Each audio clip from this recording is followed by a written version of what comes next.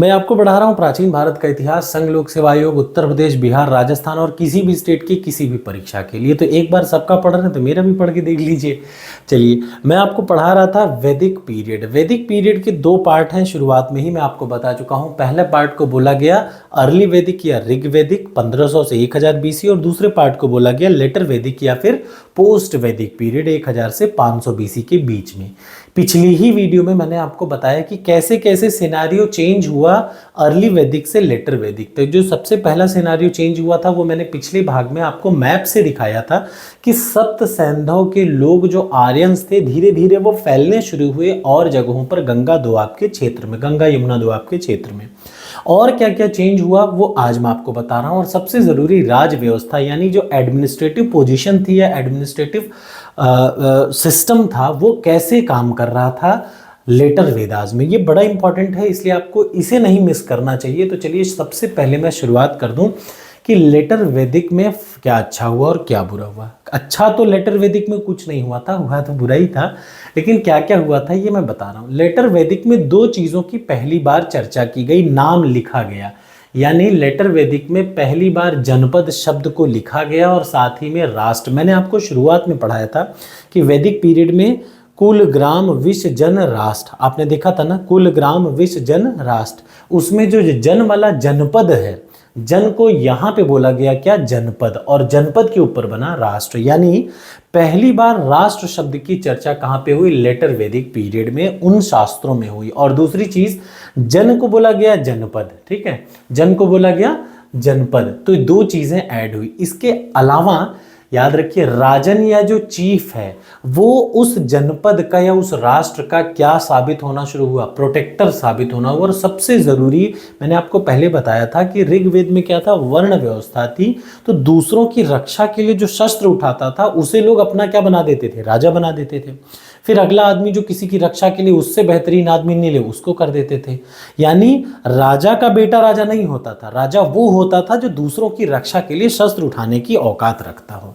लेकिन लेटर वैदिक पीरियड में राजा ने नियम ही बदल दिया। राजा ने कहा कि राजा अब क्षत्रिय ही होगा। देखिए राजा ने अब क्षत्रिय बन गए। आपको अब शायद समझ में आ रहा होगा कि कैसे वर्ण व्यवस्था जाति व्यवस्था में बदली होगी। यानी पहले बहुत अच्छा था जब लोगों की क्वालिटी के आधार पर, जो बहुत ताकतवर है, जो मानसिक रूप से बहुत ताकतवर है, जो दूसरों से डरता नहीं है, उसको राजा बनाते थे। लेकिन इस समय लेटर वैदिक पीरियड में राजा कौन बनने लगे, राजा का बेटा ही राजा बनेगा, भले राजा का बेटा गजेड़ी हो चाहे नशेड़ी हो, इस बात से फर्क नहीं पड़ता था। तो यानी अब जो राजा थे वो क्षत्रिय ही बन गए। माने क्षत्रिय पहले ऐसा नहीं था कि कोई भी बन जाता था, नहीं, अब क्या धीरे धीरे इन लोगों ने इसको वंशानुगत, यहां देखिए मुखियापन या राजा का जो किंगशिप था वो क्या हो गया, हेरेडिटरी हो गया, वंशानुगत कर दिया।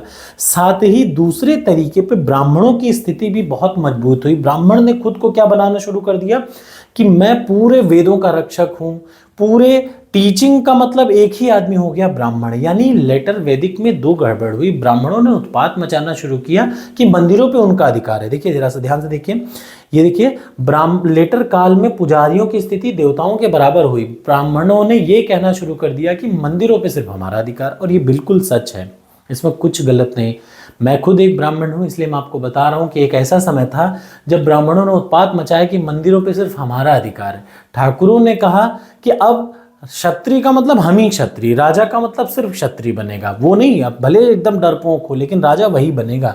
कौन, राजा का बेटा, वंशानुगत हो गई थी। जो सबसे जरूरी था लेटर वैदिक पीरियड में, उसमें था जनजातीय सभाएं, यानी जो असेंबली थी। याद रखिएगा ये प्रश्न संघ लोक सेवा आयोग ने पूछा है और बहुत इंपॉर्टेंट है कि लेटर वैदिक में जो सभा थी वो ज्यादा इंपॉर्टेंट हो गई समिति से। याद रखिएगा जो लेटर वैदिक पीरियड में जो सभा थी वो क्या हो गया इधर देख लीजिए, सभा थी वो क्या हो गया, वो हो गई इंपॉर्टेंट किससे, समिति से ज्यादा इंपॉर्टेंट। यानी लेटर वैदिक में सभा का इंपॉर्टेंस ज्यादा हो गया। प्लस जो राजा का ऑफिस था वैसा नहीं था कि वो बहुत कर्म पे आधारित हो, नहीं, वो चॉइस के हिसाब से चलता था, भैया जो हो वो ठाकुर ही हो, बस वही चले।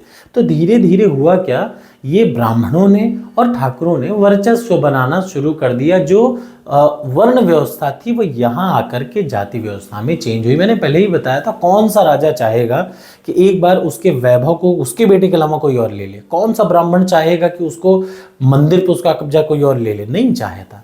तो ऐसा ही था, इसलिए धीरे धीरे वर्ण व्यवस्था चेंज हुई जाति व्यवस्था में। और सबसे जरूरी इस पार्ट का, लेटर वैदिक पार्ट का, ये है जो मैं आज आपको बताने जा रहा हूं। 3 चीजें थी, याद रखिएगा। एक था टैक्सेस में 3 टैक्स होते थे लेटर वैदिक में, ये बहुत इंपॉर्टेंट है। पहला बलि, दूसरा भाग और तीसरा शुल्क। सबसे जरूरी, बलि किस पे दिया जाता था? एग्रीकल्चर प्रोडक्ट पे बलि लिया जाता था, याद रखिएगा। ऐसा नहीं बलि का मतलब काटना, नहीं, कृषि की उपज पे लेवी को बोला गया बलि।